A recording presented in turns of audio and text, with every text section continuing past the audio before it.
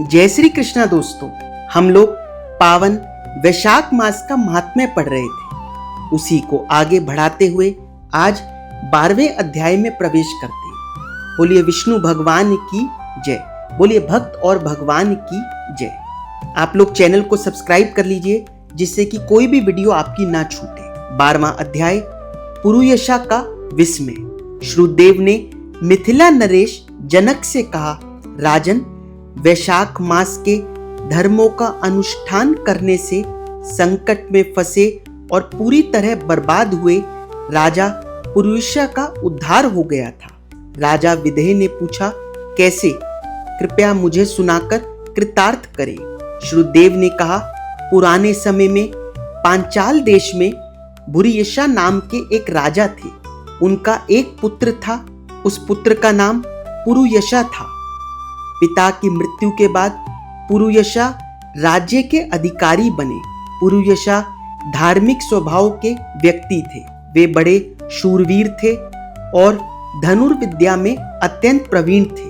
उनमें उदारता, दया, सज्जनता आदि गुणों की भी कमी नहीं थी। राज सिंहासन पर बैठकर उन्होंने धर्म के अनुसार प्रजा का पालन किया, पर समय के कुयोग से एक ऐसा अवसर आया कि उनका सब धन नष्ट हो गया। अनेक रोगों से उनके हाथी घोड़े मर गए। राज्य में ऐसा भारी अकाल पड़ा जिसने मनुष्यों को झकझोर कर रख दिया। राजा पूरी तरह हताश हो गए। उन्हें निर्बल जानकर उनके शत्रुओं ने उन पर आक्रमण कर दिया। शत्रुओं ने उनका पूरा राज्य जीत लिया। पराजित हुए राजा अपनी पत्नी के साथ पर्वत की गुफा में निवास करने लगे। उनके साथ उनके अनेक सेवक और दासियां भी थीं। राजा ने अपने मन में विचार किया कि मेरी यह कैसी दयनीय दशा हो गई। आखिर ऐसा क्यों हुआ? मैं जन्म और कर्म से शुद्ध हूं। मैंने माता पिता का पूरी तरह सम्मान किया है। गुरुजनों के प्रति सदा ही मेरी श्रद्धा रही है। किसी को दान देने में मैं कभी नहीं हिचका।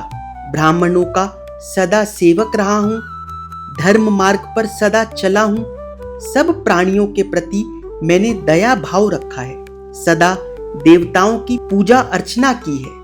कभी इंद्रियों का दास बनकर नहीं रहा। फिर किस कर्म से मुझे असह्य दुख देने वाली दरिद्रता प्राप्त हुई है? किस कर्म के कारण मेरी पराजय हुई और किस कर्म के कारण मुझे वन में छिपकर रहना पड़ रहा है?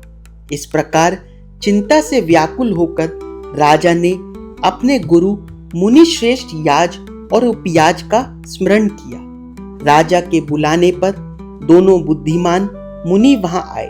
उन्हें देखकर राजा ने खड़े होकर बड़ी श्रद्धा के साथ उनके चरणों में मस्तक रखकर प्रणाम किया।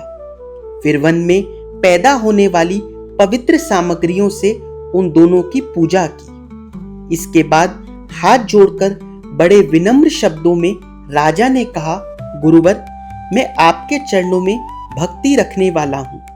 कृपा बताइए कि किस कर्म से मुझे यह दरिद्रता मिली है? किस कारण से मेरा खजाना खाली हुआ है? किस कर्म के कारण शत्रुओं ने मुझे पराजित कर दिया? किस कारण मुझे वनवास करना पड़ रहा है और दीनहीन दशा भुगतनी पड़ रही है? न मेरा कोई पुत्र है, न भाई है और न कोई हितकारी मित्र है। मेरा राज्य सब सुखों से संपन्न था। राज्य पूरी तरह सुरक्षित था। फिर इतना भारी अकाल कैसे पड़ गया? 12वां अध्याय समाप्त हुआ। बोलिए वृंदावन बिहारी लाल की जय, बोलिए खाटू नरेश की जय। अब आरती करते हैं। ओम जय जगदीश हरे, स्वामी जय जगदीश हरे। भक्त जनों के संकट, दास जनों के संकट क्षण में दूर करे। ओम जय जगदीश हरे। जो ध्यावे फल पावे, दुख बिन से मन का, स्वामी दुख बिन से मन का, सुख संपत्ति घर आवे, धन दौलत घर आवे, कष्ट मिटे तन का। ओम जय जगदीश हरे।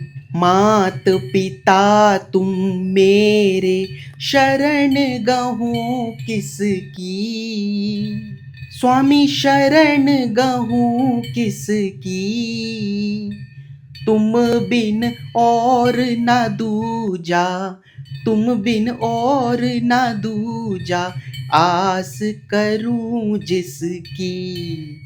ओम जय जगदीश हरे। तुम पूर्ण परमात्मा, तुम अंतर्यामी,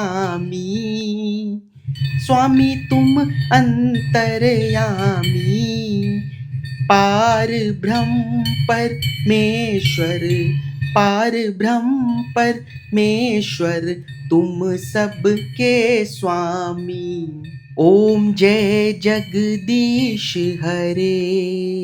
तुम करुणा के सागर, तुम पालन करता, स्वामी तुम पालन करता, मैं मूरख खल कामी, मैं सेवक तुम स्वामी, कृपा करो भरता। ओम जय जगदीश हरे।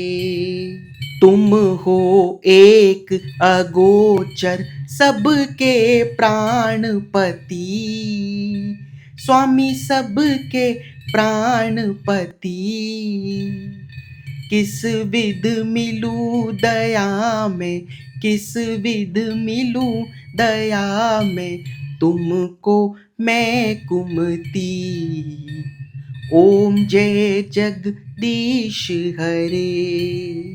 दीन बंधु दुख हरता, ठाकुर तुम मेरे, स्वामी रक्षक तुम मेरे, अपने हाथ उठाओ, अपनी शरण लगाओ, द्वार पड़ा तेरे। ओम जय जगदीश हरे। विषय विकार मिटाओ, पाप हरो देवा, स्वामी पाप हरो देवा, श्रद्धा भक्ति बढ़ाओ, श्रद्धा भक्ति बढ़ाओ, संतन की सेवा। ओम जय जगदीश हरे। ओम जय जगदीश हरे। स्वामी जय जगदीश हरे। भक्त जनों के संकट, दास जनों के संकट, क्षण में दूर करें। ओम जय जगदीश हरे। बोले विष्णु भगवान की जय, बोले भक्त और भगवान की जय। अगर आप लोगों को वीडियो अच्छी लगी हो तो वीडियो को लाइक और चैनल को सब्सक्राइब जरूर कीजिएगा। जय श्री कृष्ण।